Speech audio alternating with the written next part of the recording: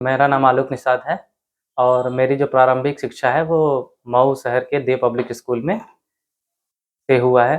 उसके बाद मैंने ग्रेजुएशन अपना इलाहाबाद यूनिवर्सिटी से किया है। उसके बाद मैं दिल्ली चला गया था, वहाँ से जेएनयू से मैंने पीजी किया हुआ है और तब 2 साल का मैंने तैयारी किया हुआ है बीच में पीसीएस और यूपीएससी दोनों के लिए।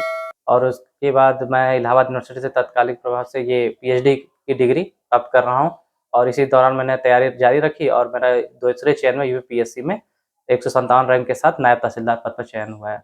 पढ़ाई के दौरान इस तरह का कोई रूटीन तो रहना नहीं था, मतलब कि पढ़ाई ही जब करनी है उसमें दृढ़ रहता तो निश्चित रूप से हमें उस पर ज़्यादा फोकस करना चाहिए और उसमें से कुछ समय बचता था तो और कार्य पे मैं लगाता था।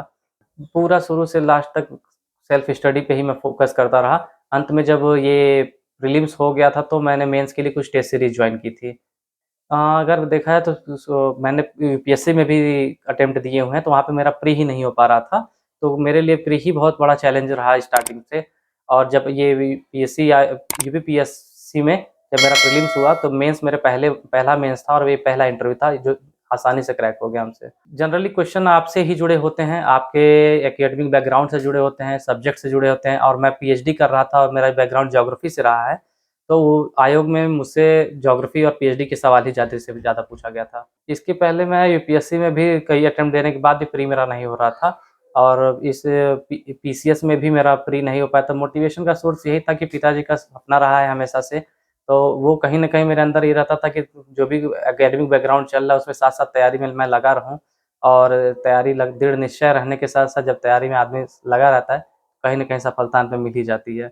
दादी का, पिताजी का, माताजी का सपोर्ट तो हमेशा से आशीर्वाद बना रहा है, साथ में हमारे चाचा जी लोग का काफ़ी सहयोग रहा है।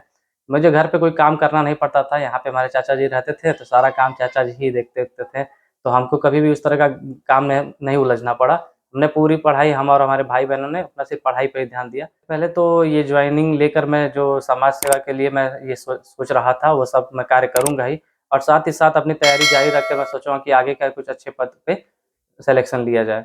कि अपने क्षमता को पहचानने की आवश्यकता होनी चाहिए और आपको निरंतर अगर आप सोच लिए हैं कि इस फ़ील्ड में आना है, तो सभी बाधाओं से दूर होकर डिस्ट्रैक्शंस को छोड़ते हुए इसमें निरंतर लगने की ज़रूरत है। अगर जो व्यक्ति निरंतर लगा रहेगा, हार्ड वर्क करता रहेगा, वो सफलता ज़रूर प्राप्त देखिए पूरी तैयारी के दौरान सिर्फ़ एक ही चीज़ को मैं कहूँगा डिसिप्लिन और हार्ड वर्क।